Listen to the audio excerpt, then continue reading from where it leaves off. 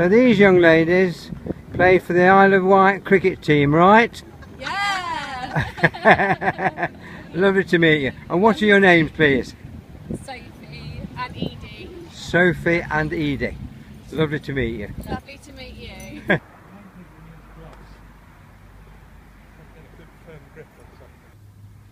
This is the Newclose cricket ground on the Isle of Wight, which will host the county championship game, Hampshire v Nottinghamshire, starting on the 20th of May 2019.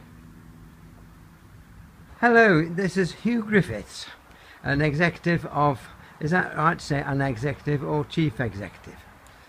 I'm a former chief executive of Sussex County Cricket Club.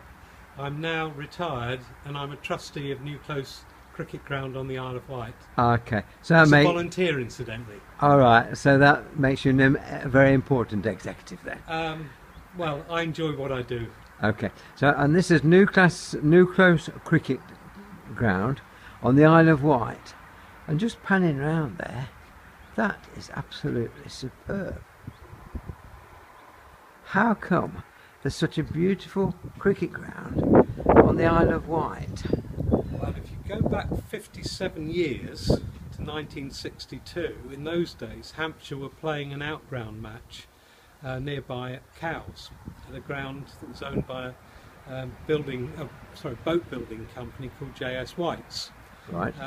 And over the years that's disappeared. Hampshire haven't played outgrounds very much. But 10 years ago, Brian Gardner, who lived on the Isle of Wight, had a home here and a home on the mainland. He had businesses on the Isle of Wight. He just loved cricket. And Brian was an MCC member and said, we ought to have a decent cricket ground on the Isle of Wight. And he was president of Ventnor Cricket Club. And at that stage, Ventnor had the likes of Danny Briggs playing for them. Right. Shortly after that, Travis Head, who's now in the Australian squad. Right. Adam Hose, who's playing for Warwickshire. The club at Ventnor were punching above their weight for a small town club, and they needed a better ground to enter the Southern Premier League. So Brian, who was president there, and John Hilson, who was their chairman, got their heads together. Brian got his chequebook out, and between them developed this ground. So he was a very rich man. He was, yes, he was well off, but he timed it badly because it was 2008, 2009, the time of the financial crisis. Right. So a lot of his forecasts of what he was going to spend and what he was going to earn out of it didn't come to pass, but the ground was created, and they hoped that Hampshire would come here. Sadly, it's taken them 10 years to bring the first 11 across, but for several years, most of the 10 years it's been in existence, they've been playing second 11 cricket. So what amount of money did he stump up to get this ground in existence? It's rumoured that it was about £2 million, right. But it could well be more. That's a lot of bread. Yeah. Yeah. So is the cricket ground economically viable at the moment? It is just about, because we've got a whole group of volunteers that keep the estate going. We only pay one man out there, and that's Andy Butler, our groundsman. He's the man that's doing the mowing at the moment, though. Yeah, he does. He's a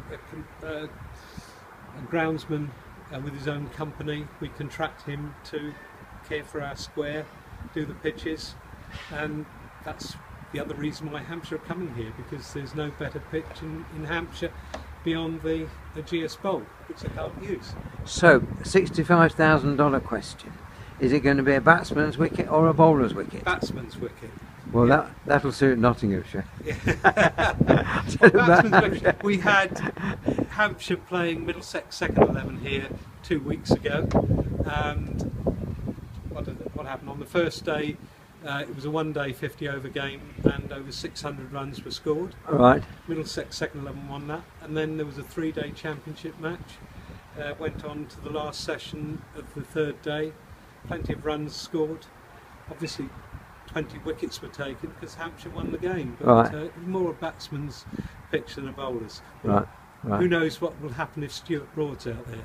Yeah, but looking at the ground now, and particularly those trees over beyond the boundary where the scoreboard is. I suppose you lose a few balls in those trees, do you not? If the pitch is too close to the scoreboard, yes, Yeah. it is possible. If we were having a 2020 game here, I'd fear for the number of balls that we'd have available. All right. But as it is, I think with where the pitch is going to be, and the bank on the far side, and the netting that's just been put up around the fence, there'll be a few sixes that go over the top, but Right. not too many. Right. Right. Yeah. Okay. Well, thank you very much indeed for that, Hugh. I think it's a very interesting story. We'll have another chat when the game's in progress. Okay. shall we? Thank you. Yeah, good.